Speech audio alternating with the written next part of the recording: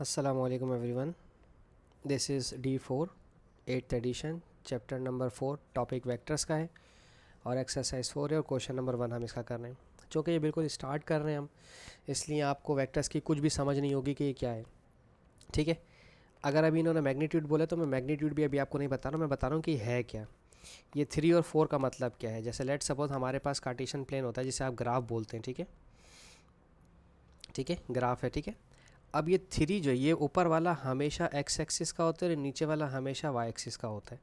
ठीक है, इस चीज़ को याद रखेंगे आप लोग कि ऊपर वाला हमेशा एक्स का होगा, नीचे वाला वाई का। अगर कोई बोले कि सर इसमें 3 हो सकते हैं, तो आपके सिलेबस में 3 ही दो होते हैं, एक्स और वाई। जेड किसी के पास होता है, वो दूसरे सिलेबस का होता है, फिजिक्स में होता है जब 3 आ जाते हैं, 1 2 और 3।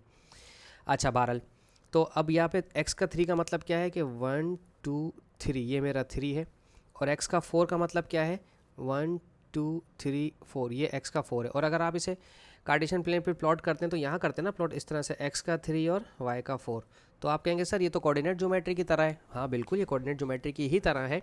उसमें भी ग्राफ बनाने होते हैं, इसमें भी ग्राफ बनाने होते हैं, लेकिन इसमें फ़र्क क्या है कि जब आप ये 3 4 लगाएंगे तो आप इसको यहाँ से ऐसे एरो बना देंगे। ठीक है, यहाँ पर होता है ओ। तो अगर मैं इसका नाम रखता हूँ, इस वाले वेक्टर का नाम मैंने रखा है कि ये वेक्टर ए है हमारा। ठीक है, तो हम इसको लिखेंगे इस तरह से, ओ ए। ठीक है, इज इक्वल्स टू 3 और 4। 3 और 4 का मतलब क्या है कि ये वाला ये यहाँ से शुरू हुआ ओरिजिन से, ये 3 यूनिट्स यहाँ गया और यहाँ से 4 यूनिट गया।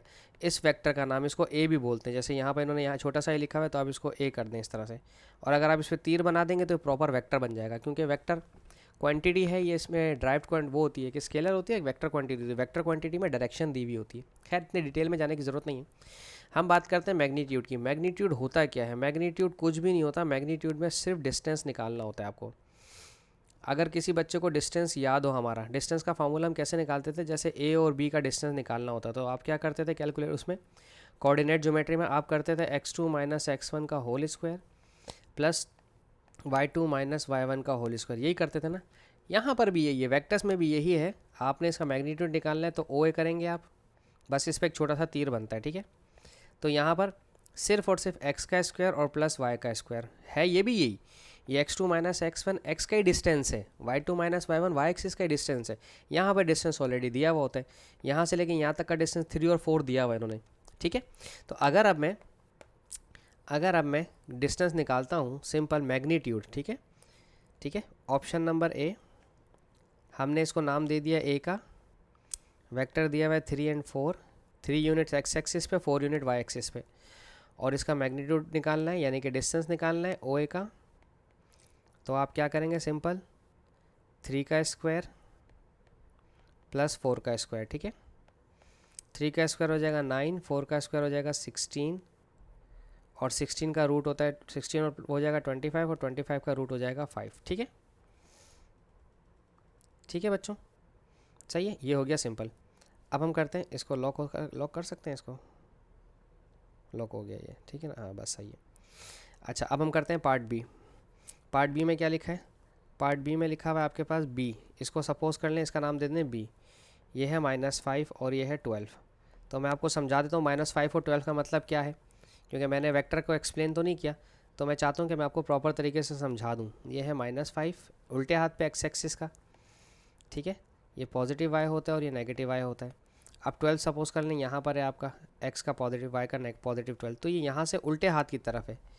ठीक है, तो इसका मतलब क्या हुआ कि ये लेफ्ट हैंड पर गया जब ये नेगेटिव है, क्योंकि वो एक्स एक्सिस लेफ्ट हैंड पे जाता है तो नेगेटिव होता है, और ये ऊपर गया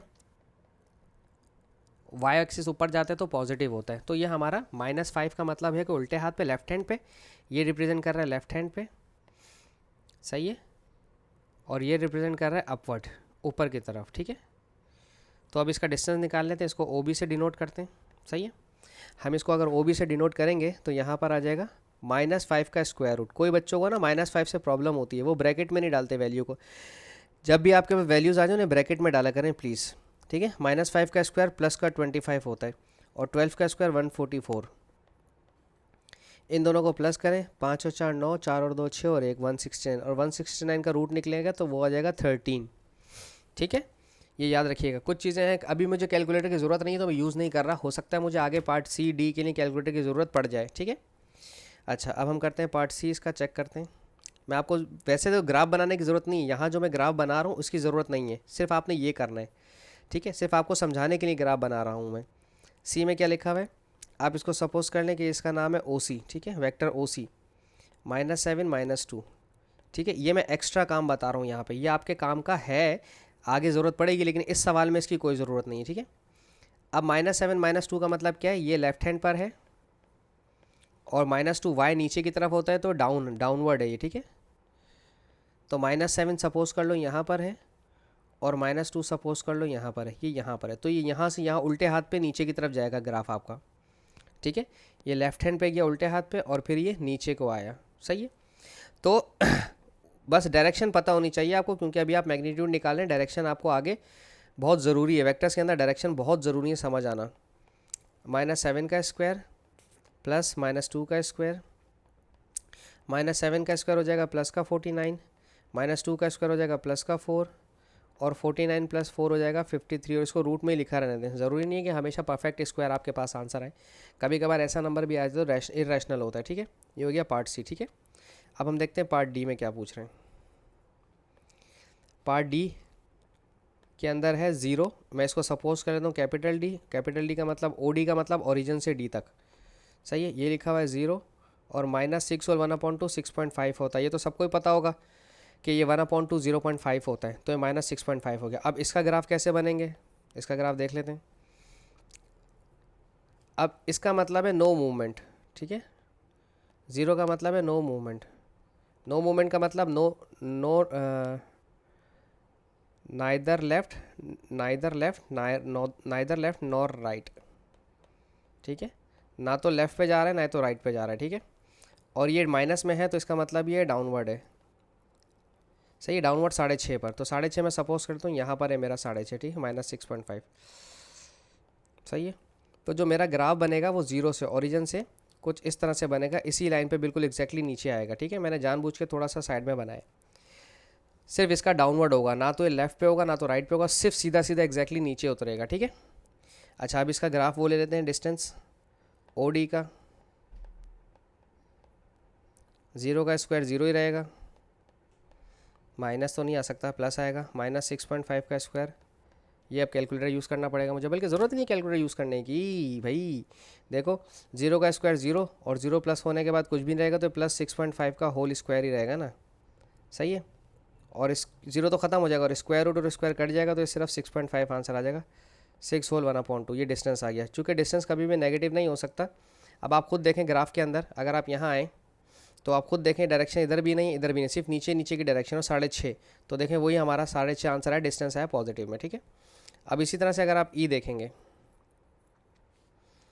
अगर आप पार्ट ई देखते हैं तो पार्ट ई में क्या है, हम इसको ओ ई से डिनोट करेंगे।